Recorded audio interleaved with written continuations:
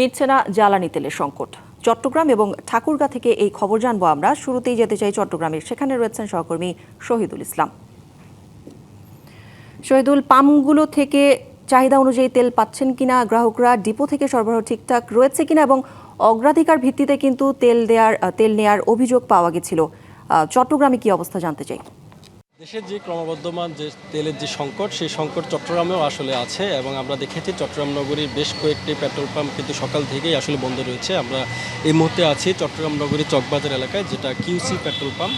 এটা শুরু থেকেই আসলে গ্রাহকদের চাহিদা অনুসারে পর্যাপ্ত পরিমাণ তেল দিতে না পারলেও মোটামুটি লেভেলে তারা তেল দিচ্ছেন। আমরা এখানে সকাল থেকে এসেছিলাম, সকালে এখানে অনেক যারা গ্রাহক আছে তাদের সঙ্গে আমরা কথা বলেছিলাম। তারা বলছেন যে প্রায় ভোর 4টা-5টার দিকেও আসলে অনেকে এখানে এসেছেন, লাইনে দাঁড়িয়েছেন এবং ঠিক 10টা নাগাদ আসলে এখানে পেট্রোল পাম্পটি খুলে দেওয়া হয়েছে এবং খুলে দেওয়ার পরেই আসলে এখন যে যার মতো করেই আসলে কেউ 500 টাকার, কেউ 1000 টাকার বা কেউ 1500 টাকারও তেল নিতে আমরা দেখেছি। এবং আমরা গ্রাহকদের সঙ্গে কথা বলছিলাম, তারা বলছেন যে চট্টগ্রাম নগরী আসলে অধিকাংশ জায়গায় আসলে পেট্রোল পাম্প বন্ধ।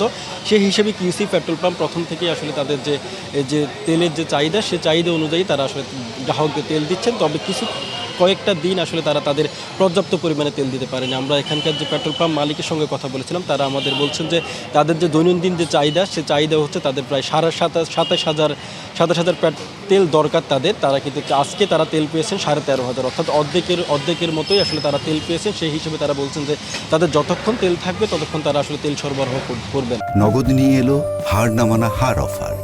সর্বনিম্ন 10,000 টাকা রেমিটেন্স নগদে পাঠালে থাকছে স্বর্ণের হার জেতার সুযোগ।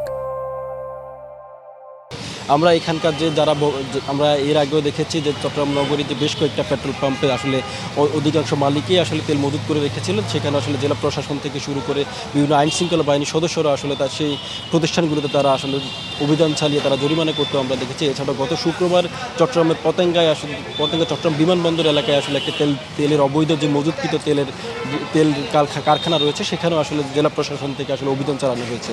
অর্থাৎ জেলা প্রশাসন এবং আইন শৃঙ্খলা বাহিনীর সদস্যরাও আসলে এখানকার তেলের যাতে সংকট তৈরি না হয় সেক্ষেত্রে তারা অভিযান চালাচ্ছেন। সব মিলিয়ে বলা চলে যে তেলের সংকট এখনও চলমান এবং গ্রাহকদের চাহিদা অনুসারে আসলে তেল পাচ্ছেন না। এই ছিল আমার কাছে চট্টগ্রাম থেকে। শহীদুল, ধন্যবাদ আপনাকে।